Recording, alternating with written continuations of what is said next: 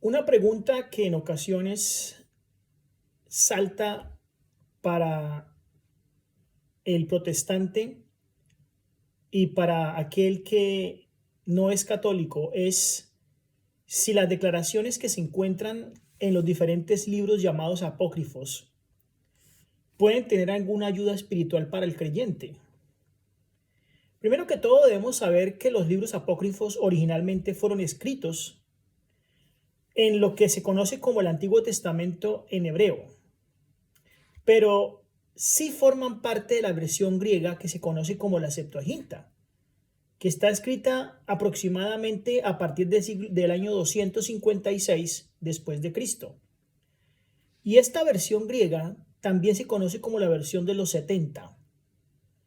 Aunque los libros apócrifos fueron objeto de estudio y también generadores de serios problemas, la Iglesia Católica los declaró libros inspirados por el Espíritu Santo en el Concilio de Trento en el año de 1545 a 1563.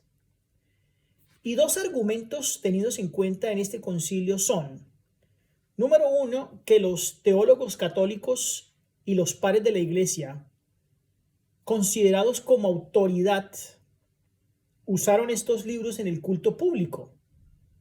Por ejemplo, Clemente de Alejandría, Tertuliano, Irineo. Y es más, aún el mismo San Agustín les dio su aval. Y número dos, que en el Nuevo Testamento algunos escritores hacen referencia o mención de ellos. Por supuesto que estos argumentos usados en el Concilio de Trento fueron muy pobres y fue una base muy débil, controvertida y, la verdad, discutible para servir de plataforma y tomar una decisión tan trascendental como esa. Si bien es cierto que hubo teólogos de renombre y también padres de autoridad que sostuvieron la inspiración divina de los apócrifos, también hubo quienes no los aceptaron, por ejemplo, Orígenes y San Jerónimo. Algunos escritores bíblicos hicieron algunas referencias de ellos. Eso tampoco es muy convincente. Los escritores bíblicos tuvieron la libertad de hacer referencias aún hasta de autores paganos, de poetas, etc. Por ejemplo, si nosotros miramos Tito, el capítulo 1 y el versículo 12, allí Pablo cita a autores paganos como Epiménides. En Hechos, el capítulo 17 y el versículo 28, Pablo cita a Arato. También se hace referencia a Meandro en 1 Corintios 15:33. Pero ¿por qué la autoridad teológica de Pablo los cita? ¿Es entonces una validez para decir que son inspirados por el Espíritu Santo? Recordemos que el mismo Cristo es posible que al hablar de sus seguidores en un lenguaje conocido, utilizó como su propio punto de vista términos que ya otros habían utilizado.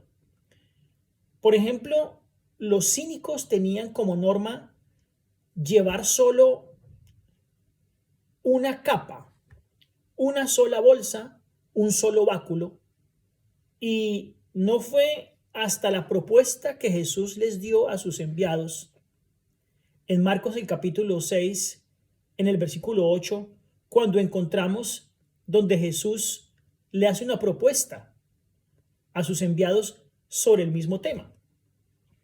La idea no fue original de Jesucristo, pero no por eso incide que debamos tomar el contenido filosófico de los cínicos para atrevernos a decir que también son inspirados y deben formar parte de la Santa Biblia.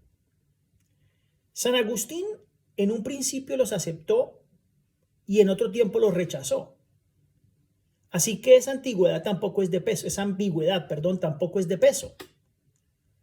Los mismos judíos alrededor del año 90 después de Cristo tuvieron la oportunidad de reunirse y hacer un análisis exhaustivo de estos libros, y en el concilio judío de Jamnia fueron declarados libros de dudosa inspiración o de dudosa reputación. En ese concilio se ratificó la autenticidad del Antiguo Testamento, el que tenemos hoy, sin los libros apócrifos. El mundo protestante, celoso por conservar la integridad del texto sagrado y en su propósito de que este texto llegue en forma original a nuestras generaciones futuras, rechaza energéticamente los libros apócrifos como parte de las Sagradas Escrituras. Una de las tantas razones que respaldan ese vigoroso rechazo es, por ejemplo, el hecho de que no se aceptan las contradicciones doctrinales que aparecen en dichos libros. Hay oraciones por los muertos, por ejemplo, en segundo de Macabeos 12 del 44 y 45, algo que no es aceptado en el resto de los libros de la Biblia. Se habla de la redención de las almas después de venir la muerte, en segundo de Macabeos 12, 42 y 46, algo que el resto de la Biblia no soporta. Se habla de brujería, de superstición, y se adoptan posiciones muy desafiantes y contradictorias hacia los principios bíblicos.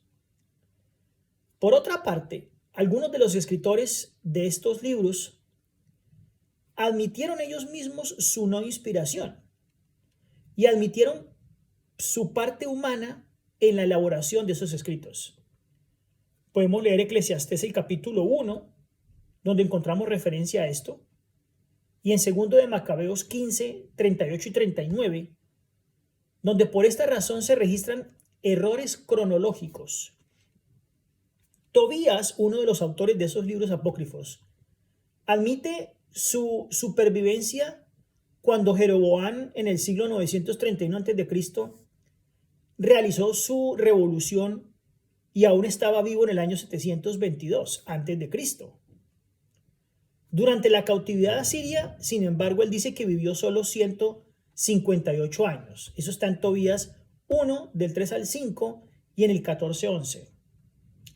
Por lo tanto, hay un grave error en orden cronológico en este libro. Nuestra capacidad y nuestra seguridad está en estos días turbulentos de la historia en acogernos a todo lo que oficialmente es el canon original de la Biblia y no acogernos a libros que tienen dudosa reputación y que no concuerdan con el resto de la doctrina bíblica.